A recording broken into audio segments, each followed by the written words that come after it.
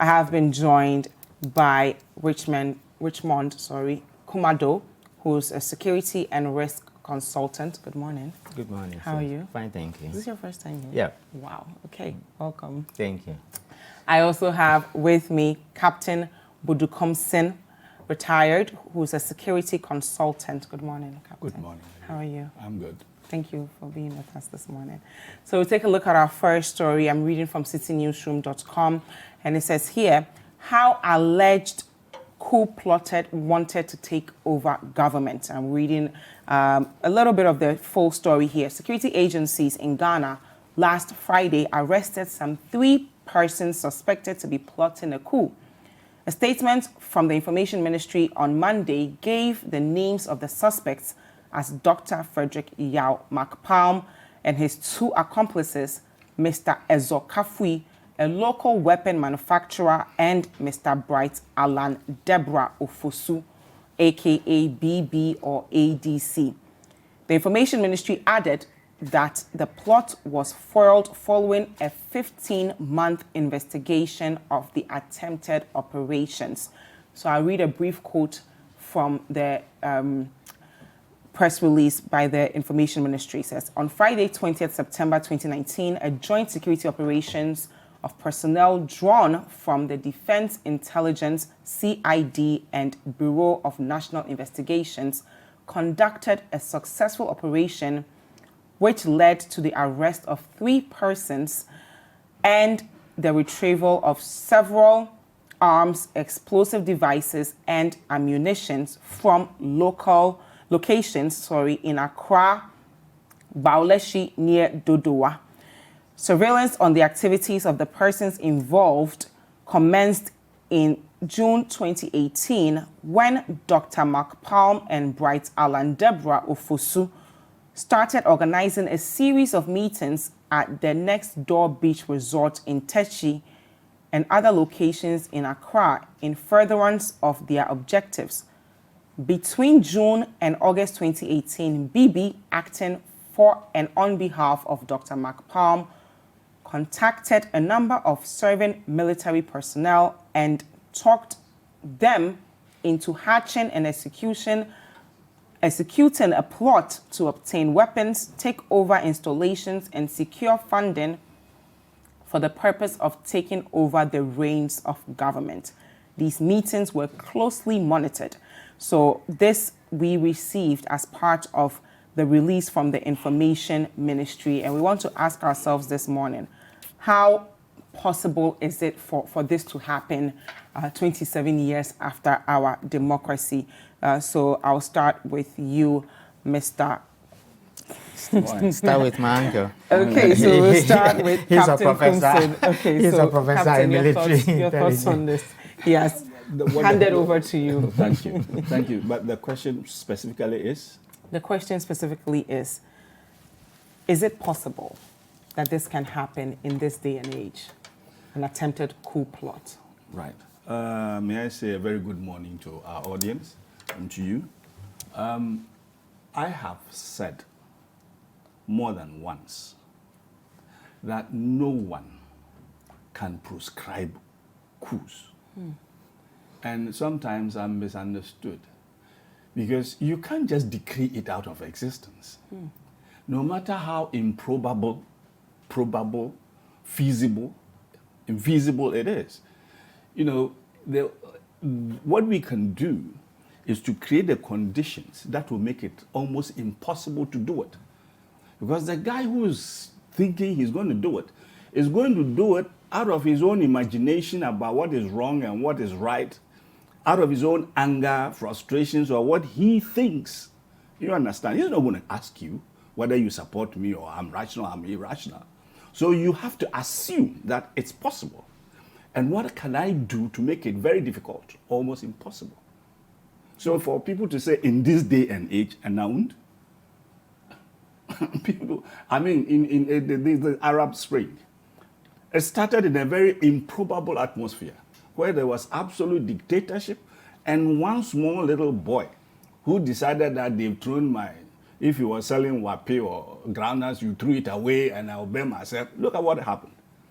So it is. I think we live in a dreamland for anybody to say that it is not possible. But we're in a democracy. If So- someone disagrees with the government, can they just form their own political party and have That us is vote why them I into said power? that guy never came to ask you your opinion.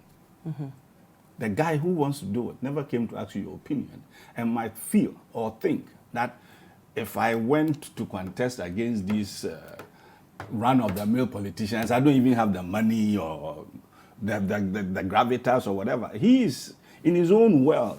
You understand? He feels seriously aggrieved and somehow feels like, look, maybe we can do something. And he does it, whether right or wrong. Whether he succeeds or not is a different issue. That's my opinion on that topic. Well, let's also take a look at some of the weapons that were retrieved and the 5 locally manufactured pistols, 1 foreign pistol, 3 manufactured pistol barrels, 3 smoke grenades, a knife, a USB cord, voice recorder, pen drive, Ghanaian passport. Is that what it takes to take the things you need to make a coup happen? Sounds funny, doesn't it? A bit. Yeah. You see, for me, it suggests that it's the tip of the iceberg and we don't know the details. Unfortunately, the security agencies are also not giving us the details now. Maybe it is not time or ripe enough to give us the details. But it suggests that we don't have all the details. You know, it really suggests, because weapons, we know that Ghana is awash with illegal small arms. So getting them is no difficulty at all. Getting them is this is the tip of the iceberg. It's really the tip of the iceberg. And I think we have to wait for a bit more detail to come out, rather than take just this little bit and ridicule or rubbish it, because I still want to believe in the competencies of our agencies. You know, in our time, okay, I would say in our time when we were younger guys, you know, we believed in the competencies of the military intelligence, the BNI and these things. And I guess in this time, we should also give them the credit. Okay. We should also give them the credit that they know what they are doing. And let's see, let's wait and see. I think it's early days here. Okay. Mr. Kumadoe, can I come to you? Yeah, now? you can. Okay. Are we in such a state of insecurity that someone will be thinking of plotting a coup? No, if you listen to what my uncle said, I'm happy to meet him on a set for the first time. He's a serving soldier, and I was a serving soldier. I have also served this country. I've worked with the BNI before, a number of years, so we both know how security operations work. But from what he said, governments all over the world face all manner of threats, and these threats come from all manner of people. Threat of terrorism and coup d'etat and overthrow is most of the threats governments, especially in Africa, faces. And therefore, what is important is that you put in the structures that allow your security agencies to be on top of the game, so they could secure your sovereignty, keep the streets safe, the business community will have free way to go about their business, and the citizens will have freedom. Otherwise, coup d'etat is a treasonable offense, and it's a serious one. We can only comment based on what government has given. And so therefore, I have been in a surveillance department before, and a 1-year surveillance report or a SITREP cannot be given all out. Okay. And so therefore, government must have more than what is coming out. But if we are allowed to comment on what is out there, then look a little bit scanty. Why? Scanty in the sense that, you see, there are psychology of people who want to plot coup. And like my uncle rightly said, they don't need your opinion. And even if you want to destabilize the state, you don't even need a gun at all. Like the example he said, this was a guy who burned himself. And by burning himself, he took away his life. And you saw what happened. So many things can destabilize the nation. You have money launderers, you have kidnappers, you have human traffickers, you have people running your streets, and they want to compromise your top security officers. So once they get compromised, then professionalism and integrity is thrown to the dogs. So therefore, it's important in the 21st century that governments in power make the right resources available recruit the right people with the technical abilities to ensure that your territorial borders are secure. And that is the only way you survive. Even in the developed world, from the west to the south, you'll be hearing the issues at the Middle East. They are not coup plotters, but they are bombing your oil, whatever it is, to destabilize your economy. And once your economy gets weaker and people have taken their monies out of your economy, inflation is running at you and all manner of things. It comes with the total psychology of people who want to destabilize the state. And it doesn't just come with somebody running with AK-47 in the street. Our security agencies, no matter how bad it may look, have the capability to withstand these guys with these kind of weapons, because a soldier is trained to kill and to be killed, and they are ready to die for this country. And that is what we sign in for. And we don't need anybody to remind us about our oath. When we took the oath, we know exactly what we're going in for. And so therefore, security communication is so serious, and we can only err on the side of caution to say that coup can happen any day, anywhere. But we must develop capabilities and capacities to be able to withstand anybody who want to take you on. But when you hear of issues like even the Arab Spring, for instance, people who have been oppressed for pretty much their lifetime, that's not something that we can identify with, at least for the past almost 30 years in this country. So if someone wants to plan a coup, how do you fit it in the context of the modern day Ghana? You have external aggressors with a motive of agenda, who might not be happy with one area of governance in one way or the other. Then you have internal saboteurs, who might get inspiration for all manner of people. But we are saying that coup is not the only threat governments all over the world faces. And the ability to manage the threat, to suppress it, is what makes you a champion, because you are talking about coup. Several things. Your stock exchange could hit, and your banking system could be affected.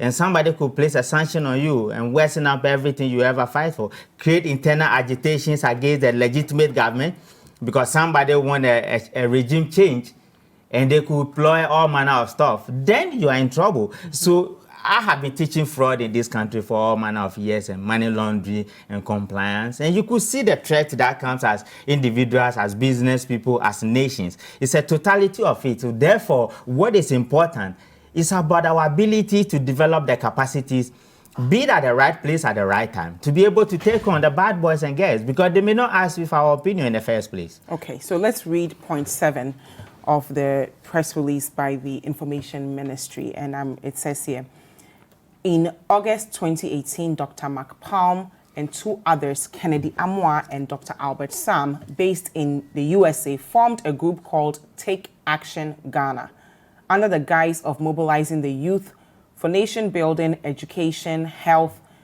providing shelter to the needy. Evidence available shows the intent was to build a support base of youth and radicalize them against the political authority in Ghana. So, Captain, I'm coming to you here. How do we ensure that people are not able to manipulate our young men and women in this country, especially those who are unemployed? We just came from this whole Ayawaso West Wogon commission where some of them even warned young people to not be pawns in political fights. How do you ensure that other private individuals do not manipulate our young people? And how do we also ensure that we are providing the basic necessities of our citizenry, so that no one will use something as education, health, nation building, something that you should have naturally, to use as an incentive for you to join them for the wrong things? How do we ensure or protect our youth from being radicalized or recruited, or that's what you mean? Yeah. Well, I will leave the technical side to him, because they deal more in that sophisticated areas. But I can tell you that at the moment is very difficult, especially with the internet. And people are, in Europe, people were being recruited from very sophisticated backgrounds, youth, to leave their comfort zones and go and fight for ISIS. And they were being radicalized and recruited through all sorts of subtle means. So it's now a big challenge to governments, even established governments. And then you bring it down here, where anytime I pass the streets and you see these people struggling, selling things at the traffic lights, these dog chains, and all this, is that we have to be able to have stable governments that put in well thought out interventions to empower these young guys. If you get proper, or if you get activities, proper activities for them, like employment, gainful employment, things to do, then you are taking away some of the ammunition of these radicalizers, you know, because if they are satisfied, they will not be easily led astray. You see, sometimes even sports, games, engaging them, their energies. Look, when we are playing football in Ghana, nobody is around for you to go and tend to go and steal. We are all glued to the screens. You see what I mean? You see, so it is a matrix of so many things. One, economically, they have to be gainfully employed. Two, even when they are not, you have to give them some hope that things are getting better. Three, those leading or those in management or those they see as ahead of us should also lead by example. Character, our utterances, the way, our lifestyles and all these things. It's a matrix, but to protect the youth is becoming a challenge in all economies. And then throw in that with those who have their own personal access to grind, you know, trying to undo what you are doing. It's a big challenge. Okay, so let me come to you here on point 6. It says between June and August 2018, BB, acting on behalf of Dr. McPalm, contacted a number of serving military personnel and talked them into hatching and executing a plot to obtain weapons, take over key installations, and secure funding for the purpose of taking over the reins of government. Shouldn't the names of these personnel be mentioned for us to know who they were, what they know, so that we know what's going on? That's what I said from the beginning, that it looked a little bit scanty because coup d'etat is a treasonable offense, and we understand they are going to court. They will have access to legal representation. And so therefore, based on the arguments you make there and the evidence you adduce against these people, then that will conclude to the fact that there's a number of people involved. But then, of course, government wasn't willing, or by the way the communication is put out there, the names of these soldiers. I only hope and pray that it wouldn't destabilize our base and create infractions within us. We should be seen as people coming together in these times. And this NDC NPP politics that divides us along political lines and ideology is not helping. Because when you create so much confusion and tension within, you also created a neighboring environment. You are whetting the appetite of people, and we need to take it seriously. To just add to what my uncle said, due diligence and background checks need to be taken seriously. People who come to our country, we will have to be concerned about what they are doing, where they are going, what did they say they are doing. And to the extent that we have 1.5 years surveillance over them, Uncle, I think coup plotters, sometimes they exhibit certain skills or certain attitudes. And sometimes they could also be evasive. So therefore, you can also understand government when it comes to some of these communication. They wouldn't want to put as much stuff out there. But to the extent that government is on top, then we are happy that our cities will be safe. And our homes will be safe, and businesses will be safe, and the nation Ghana will be safe. Remember these Burkina Faso, Mali boys who are trying to recruit from Ghana for all this while, the Sahel bad boys, they are coming down here. And so therefore, we would need to be doing something. I just returned from a trip where we do security assessment risks for this country and for the organizations we represent, for the early warning signs, and all help to be able to be alert and to say that the red flags are coming out or the warning signs are coming out. Let's do something about it as early as possible. And you need government, or you need the authorities to be able to be abreast with some of these things and take proactive steps. That is the only way we'll go forward. So, Captain, I'll get your thoughts on the release of the names, but we'll go for a quick break. Yes, I and then think, you like you said, it's a bit premature. Okay. You see, and you also want to... I want you to hold that thought, because we have to go for a quick break, then you continue. We're discussing the attempted plot to create instability in Ghana. Do not go anywhere. And of course, if you have any thoughts, let us know with the hashtag Breakfast Daily and our WhatsApp line 0550-585-832. We'll be right back. Welcome back. This is Breakfast Daily on CCTV. I still have with me Captain Budu Koomson, who is a retired security consultant. Well, Captain Budu Koomson retired, who is a security consultant, and Richard Kumadoe, who is a security and risk consultant. And before the break, Captain, I was asking you, is it possible for them to out the names of these military men that BB contacted to assist in this coup plot? Okay, that's the first thing that struck me, because you don't use a doctor, what do you call it, a local gun manufacturer and these people to go and make a coup or try to destabilize the country.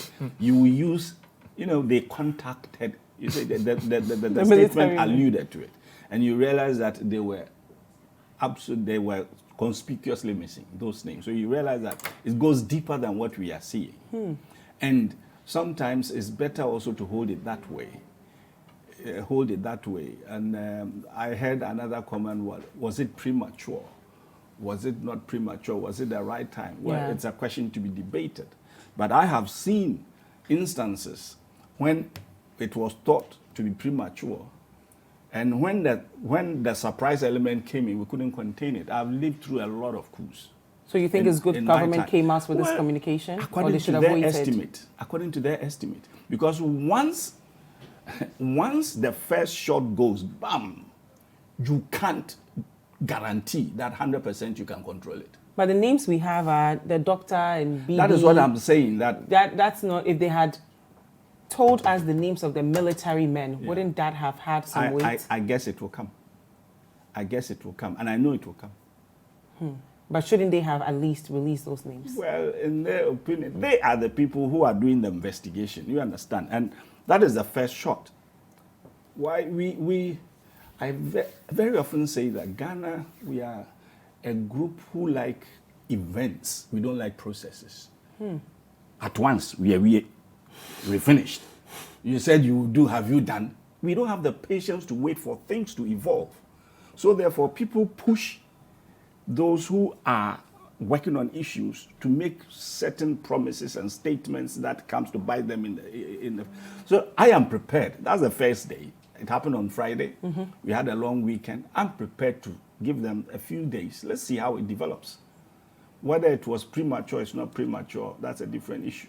What weight would this communication had if they released the names of the military men involved, as opposed to the doctor and the other guys? Because it was obvious. I think the operation took place at the site, at the doctor's place. So bystanders and it will leak. So therefore, maybe let us accept that, yes, we did this, right? Whilst the details will come in later, because definitely if it took place in the public, and it's a public area, it will come out. Okay, but what about the caliber of weapons that were seized? Any thoughts on that? And some pictures are circulating on social media. I said it's the tip of the iceberg, because for me it was instructive to see that among the things they are looking for are explosives. Consider the mining sector in Ghana and the amount of explosives that is out there. So it gives you an idea that they know what they are looking for. If they compromise our munition depots, the private ones, how secure are they? How secure is the accounting for these explosives? Once I saw that explosives, and I knew that there are a lot of explosives out there, outside the military, for me it was a sign that they knew what they were looking for. And when these coup plotters are starting, they actually assemble weapons gradually. We don't know their D-Day. We don't know their time scheme. Maybe with the investigations, we will be told that they had an idea as to their D-Day or whatever it is. But we have had issues of policemen losing their weapons, criminals attacking police posts and seizing their weapons. Have you heard something like that? Yes, and we've had issues of policemen renting out their weapons. Yes, we've even heard recently where in one military installation, just one magazine containing 20 rounds got missing. These are all telltale signs. You understand? So when you have all this and you hear they've been operating for 15 months, and then the kinds of weapons that No. You see, I'm saying no. They listed what they found. Found there. There could be more. There could be more. I'm saying that these intelligence guys, You get raw information and then they synthesize it and try to join the dots and form a picture, you know. So let's see, because we have a lot of, look, this quantity of munitions is not what you use to start a coup. No, to make a coup, but you can use it to start a coup. I am telling you, which coup was it? I think the 31st coup, okay, started with, I think, one armored car and less than 10 people. Rawlins's 31st coup. I was involved, right? The 15th May coup, that coup attempt, started with just a few people, right? With just about 7 guns, and it's easy to get 7 AK-47s and rifles. It's easy, very easy. They don't even need to assemble them, they can buy them on the street. So let's not underestimate. You see, once the first round goes off, you cannot guarantee your ability to stop it. Your reaction time and all these things. I lived through the 15th May attempt. I lived through the June 4th. Not I lived through, I fought it. I fought the 31st. So I know how difficult it is, even for the orchestrators themselves, to control how things evolve. So let us give them the benefit of the doubt and see what comes out. I am not prepared to make a judgment at the moment. Okay, but what about people who are skeptical about this and saying it's a diversionary tactic by government? Who is diverting? Some people feel as though the whole kidnapped Takrady girls' bodies being confirmed and the issues with free SHS, government is just using this to cover up all the issues that we've been discussing. I what have are your a thoughts funny on that? feeling that this whole thing is part of a grand scheme to sow insecurity and doubt in the minds of Ghanaians that Ghana is now insecure. Oh, something is going to happen. You know, to the rebel or the one who is coming to destroy things has nothing to lose. The government has everything to lose. And the more it gives the people the feel of instability, insecurity, the more they win. They just want to scare you. You understand. And it is rather the onerous duty of the government agencies rather to convince you not to be so skeptical, but things are not as bad as they seem to be. But they are actually in the instigation or the destabilization phase. That's the whole idea. Now, if they said the presidency, I don't have the details yet. If they said the presidency, what exactly did they want? Maybe I can see it might be quite difficult, even for an organized group of people, to have an easy coup in Ghana. You may just end up destabilizing us. Whether they succeed or not, by the time things subside, people would have died. People would be scared. Chaos would have been unleashed. Do we know the end of it? So it's better to nip it in the bud as soon as you can, not to dare the devil and stare the devil in the face. What about if he shows the face and you can look at it? Okay, so we're moving on to the people of Alajo. So it says some residents are in denial after arrest of alleged coup plotters. I'm reading from City Newsroom, and it says there's anxiety in Alajo, a suburb of Accra, following the arrest of 3 persons believed to be plotting a takeover of government. The report of the alleged covert activities in the area has also been met with some denial from residents. So I'm going to read what some of them had to say, especially about the doctor. One person in Alajo says, for the doctor, we all like him. I can't believe because I never saw anything. To believe this thing, I don't know what to say. When I heard it, I said no. If the doctor will deal in weapons, maybe not here. So it seems as though he's well liked in his community.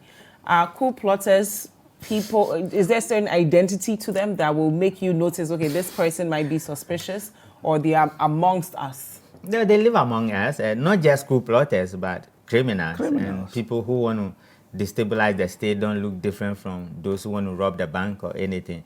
It's better we err on the side of caution. And I like what my uncle said, this is a time to come together because these guys strive when we are divided. And they operate the same frequency as the devil, fear. They create fear and panic. And before you say, hey, Jack, you are out there. But then, of course, once the case is in court, I believe that the soldier's name will come out in due course. because then they have to be tried. And the consequences of plotting a coup is treason.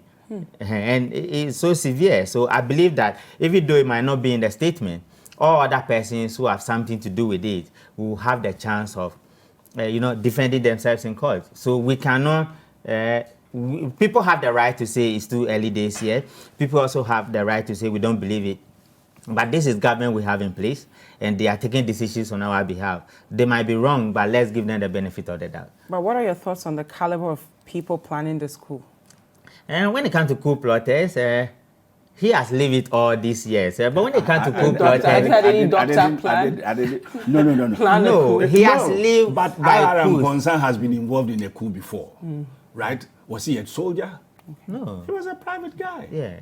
You understand? So what are we talking about? It's very possible. Anybody and everybody. And Very sometimes there might even be outsiders who would never set up their feet here, but set up all things in NGOs and come in the face of doing some community services. They run to our villages and under the disguise of darkness, speak to people, employ them, and bring them to Accra. And when you watch the coups that happen, especially in Africa, and read the history of who the key architects are, they are not even citizens, or they are not even people who have something to do with military. And that is why we need to take our border security and border control measures seriously. Internal due diligence and due procedure will have to be up. That is the only way we can secure this country.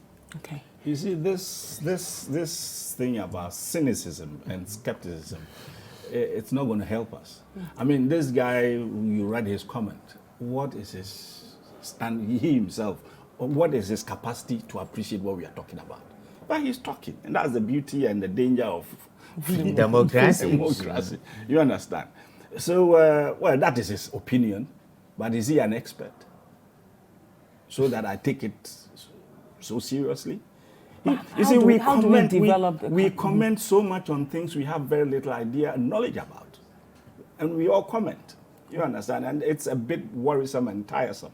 How do we you know that these guys will make the community like them first? Oh, sure. Definitely. Is it a tactic? Yeah, it's a one common tactic. He would really want to do things that would take away suspicion from him. He would be stupid to make people his enemy in the area he operates. He should be the darling boy there. Yeah. You know, he should be the darling boy there. I mean. And so it's not just for coup plotting, but even for abortion or for armed robbery or sort of. They seem to be the philanthropics and they seem to be the good boys around. So that behind the scene, you don't really suspect them. And that's the only way they survive. We are not saying that truly he's plotting a coup, but we are saying that for liking him and not liking him has nothing to do with what we are talking about and their capacity and capabilities to do exactly what we are talking about. Okay, now, Captain, how do we get the country to a point, as far as our security is concerned, where we can decrease the probability of a coup? And I know it's difficult, but how do we get our development to a point, especially the state of our security currently? Yeah, it's one, there are certain matrices that you have to look at. For instance, the security or the police population ratios. For instance, if you take the UN ratio, it's about 1 to 500. Ghana, we are doing worse than 1 to 800, I guess. So, I mean, they are stretched. So the numbers do come in.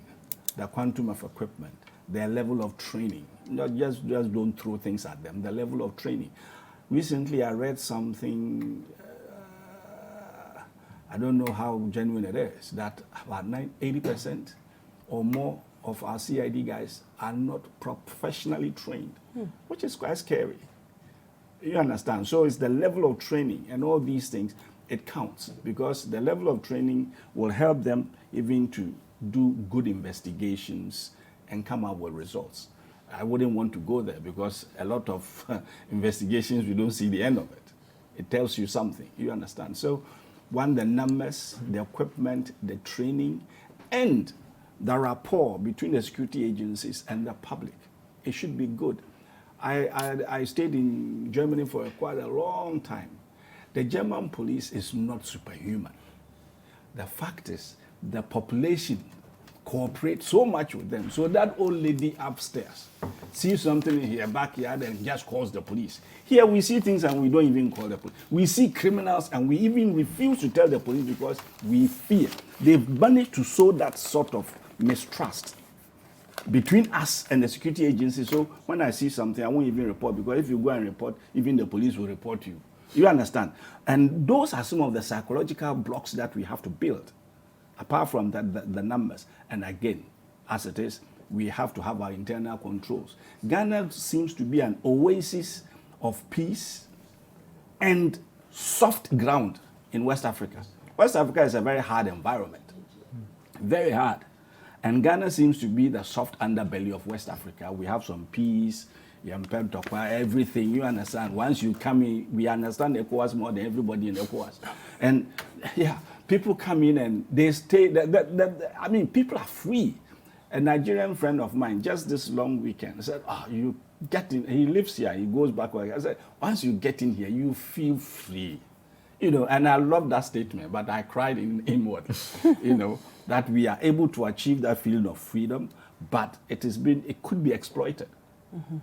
So we have to build those bridges between the civil population and the security agencies. We have to get the numbers up, we have to get the equipment, and above all, the training. Okay. The training is core.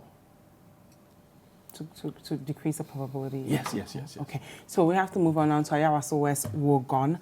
We know that last week government released the recommendations by the commission, and government also responded to their recommendations. So I'm reading from citynewsroom.com, and it says, officer who slapped Sam George to walk free as government rejects some findings of the Emil Short's commission. So it says here, the Akufo-Addo government has rejected some of the recommendations of the Emil Short Commission of Inquiry, which investigated the Ayawaso West Wogon by-election violence, according to parts of the white paper cited by City News. So I'm reading here what the government said. And the government response pretty much is that the government, in the paper, they argued that the facts presented by the commission supported a valid defense of provocation of the said assault. So this is, of course, the assault by Mohammed Suleimana. But what the commission actually had to say about the assault was that they recommended the criminal prosecution for the offense of assault as far as Mr. Mohammed Suleimana slapping Honorable Sam George. So, Captain, let me start with you on this one. So the commission recommends criminal prosecution, but then government says there were some provocations that might have made it okay for him to be assaulted. I am quite reticent and commenting on this Ayawaso thing, because when it started, you remember, the very first weekend I went on TV and did some presentations, and it didn't sit well with so many people because maybe I didn't say what they wanted to hear. Looks like there's a lot of law in there, and these guys are talking law. Whether because of provocation they will lose a case if they go to court, or provocation makes it absolves you when you also react. It's law, so I wouldn't even go there. If the government so feels, the lawyers have to decide that if I go, I will lose the case, then maybe so be it. But the issue is that, will this be the first time a government has refuted or refused to accept some of the recommendations, not all, some of the recommendations of a commission of inquiry? Will it be the first time? I don't think so. So whichever it is, the one in opposition will cry foul. When we turn it around, the other side will also cry foul. We have to give it to our politicians. They are very interesting people. But in the context of national security personnel, is there ever a justification to assault someone, even if they are provoking you to do so? I am the wrong person to ask this question. Okay. If I am on duty and I'm in uniform, and, you know, let me give you an example. You go to Buckingham Palace. You see these bobbies, these soldiers standing there, you know, and they provoke them and provoke them and provoke them. And they stand there and they are very well trained, really well trained, so they didn't react. But there was an instance when one of the guards reacted and actually dished out to the person who was, You see, I mean, sometimes the way some of our honorables behave is quite suspect. I wonder whether I should use the title honorable, but that doesn't mean that if you are a security agent and you are provoked, you just throw your hand. You understand? But we should also be mindful the way we also behave. Sometimes our behaviors are just unwarranted. What about the behavior of the security personnel as well? Because we know that a couple of weeks ago in Kaswa, some people are alleging that 2 policemen slapped a man believed to be a land guard. Then he responded by killing them in broad daylight. Well, I am not holding brief for security agencies reacting. No. You see, I spoke about training. The higher the training, the better they are to behave or react against provocation, the better. So I agree it is not right for security agencies to start offering violence because they are trained to offer violence, but not violence to us, but rather violence to the enemy. But so that to direct the violence inward is not the best. It's not the best. I wouldn't support that. Okay, your thoughts but on... I will caution also, unnecessary provocation. It's stupid. Thank you. Your thoughts on which one? Ayawaso West Wogon and government rejecting the commission's recommendations for the young man who slapped Honorable Sam George? I think Sam George is an individual. If he thinks his right has been violated, he should go to court. But the first sentences, the introductory sentences of the white paper, which will not be the first or the last, because I believe the NDCs have also introduced white paper, have issued it before. But particularly to Ayawaso West Wogon, the introductory statement is where they have a problem with, where it seems to indict the integrity of the honorable men and women with the international reputation in this country. But it's a strategy. The only way to make a superior argument about them is to lower the bar on them. Then again, as black people, we must learn to respond instead of reacting. We seem to react to almost everything. And when you are reacting, your brain doesn't work. It's normally your heart. What do you mean by reacting? For instance, you realize that we drive a car in London and a policeman stops you. A black boy comes and starts using the F word. Well, that's a bit of a stretch, wouldn't you say? Wait, so you use the F word, and you might be right, but you are acting wrongly. Being what it is in the Ayawaso West Wogon report, you saw the videos, and you could see the agitations and the contestations or whatever happened. The politicians are best to describe that. But the part of the report that struck me also was what they talk about national security. I think the structure we have now is taking the role of the National Security Coordinator, who the Act 526 specifically stipulates the functions and the rules. So we are having coordination issue and we are having communication issue. That is why when you take that one together with all the issues we've ever had, it's the structure that is creating the problem. Let's go back to history a little bit. In the days of Bevolati, you never had a minister. In the case of Yadoko, you didn't have a minister. So what President Kufuor did was to bring Francis Opoku from London, make him both the minister and the coordinator. What we are having now is an enhanced form of what President Kufuor did. And having a minister in the office of the president and having one at the security coordination secretariat together with the coordinator who should take a centralized position. That is where we have the command and control issues. And nobody wants to be taking responsibility because of accountability. And that is where the issue is. And I wasn't happy government rejected that portion.